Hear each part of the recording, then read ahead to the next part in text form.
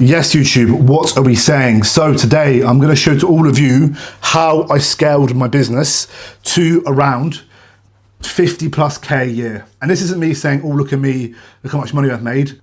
This is tiny compared to what I want to achieve. I want to make this in a month, realistically.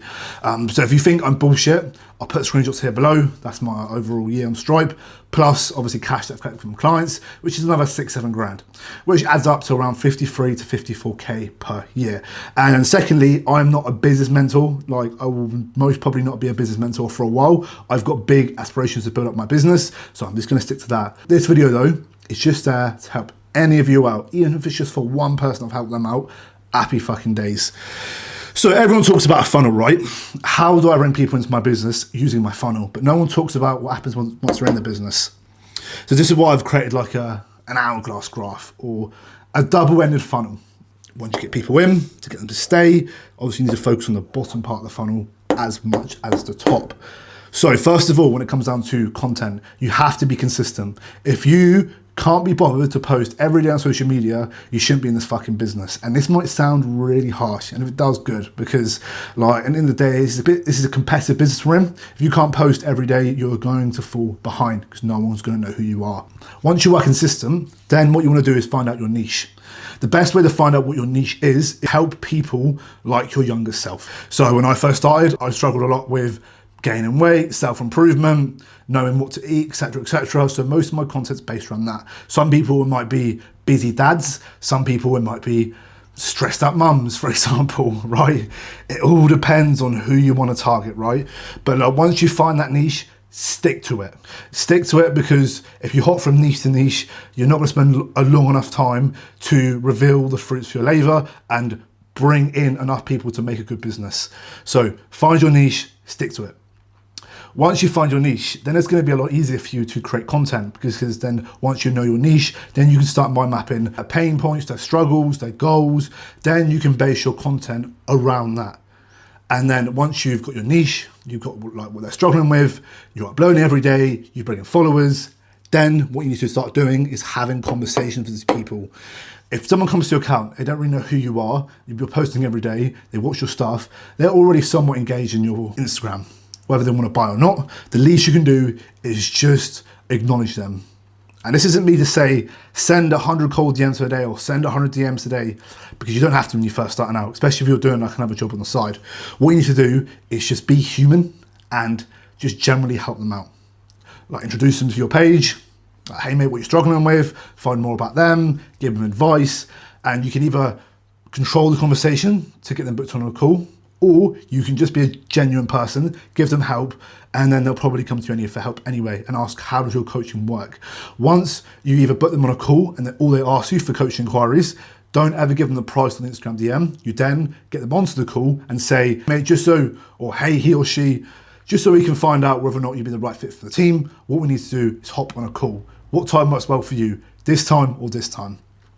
They'll say this time, you book them in for a call, then you get them onto obviously the call, and that's where you go through your sales conversation or your sales pitch, etc., etc. So once you're on the call, what you want to do, right, is never sell on benefits and features. Always sell on the pain they're in and sell on the dream outcome. Sell on feelings, not benefits. Let's say I wanted to bar, right, and I wanted a glass of vodka, a Diet Coke and vodka, for example, and the lady started telling me this vodka was cemented 800 years ago in the desert. I'm not gonna give a shit. The man just wants his drink. So realistically, the people that come on the call, that's all they want to go know. Can you get them to their end result? That's it. So when it comes into the call, right, you get them on a call, you obviously introduce them, hey mate, have a little chat with them.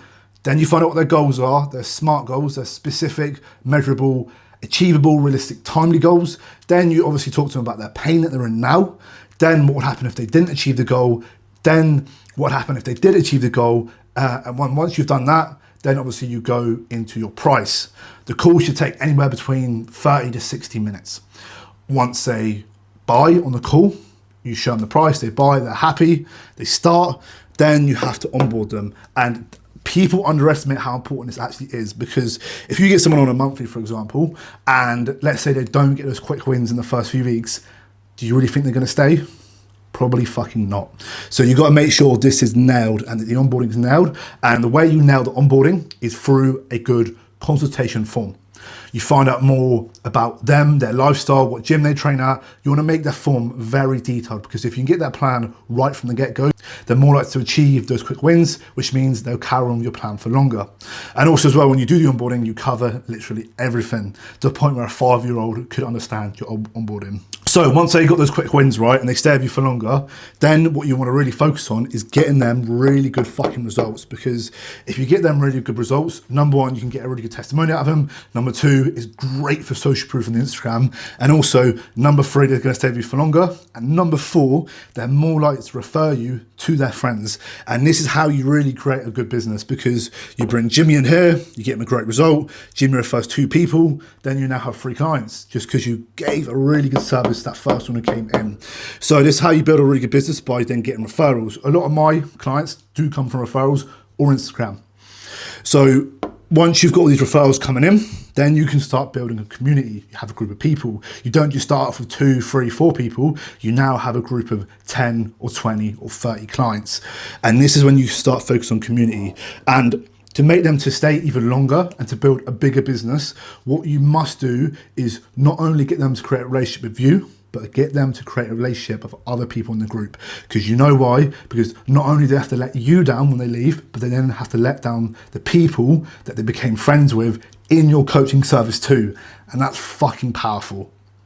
So what you want to do is make sure that you have a group chat, you make it engaging, you do team meetups, because this will help not only for the client, but great for your social media page as well, because you want someone to get the fear of missing out when they're on your Instagram. And you can only get that if you have a team of people. And this is how you really create a great business. Because then realistically, once you've got this right here, the rest of it becomes a lot easier, and that's how you get a good bit of momentum. So if you've got to the end of this video, thank you very much for watching. Like, comment and subscribe. If you want to see more stuff like this, please let me know. But I hope you all have a lovely week, and I shall see you lot in a bit.